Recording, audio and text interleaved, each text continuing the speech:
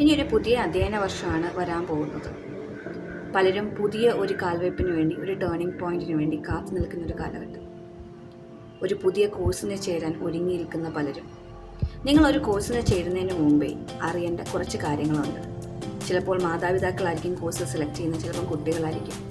ആര് സെലക്ട് ചെയ്താലും നിങ്ങളൊരു കോഴ്സിന് ചേരുന്നതിന് മുന്നേ ആ കോളേജിനെ പറ്റിയും ആ കോഴ്സിനെ പറ്റിയും ആ കോഴ്സിൻ്റെ സാധ്യതകളെ പറ്റിയും അത് പഠിച്ചു കഴിഞ്ഞാൽ അടുത്ത എനിക്ക് പഠിക്കാം, അടുത്ത ജോലിക്ക് പോകാം എന്ന ഒരു ഓറിയൻറ്റേഷൻ നമുക്ക് എല്ലാവർക്കും വേണ്ടത് അത്യാവശ്യമാണ്.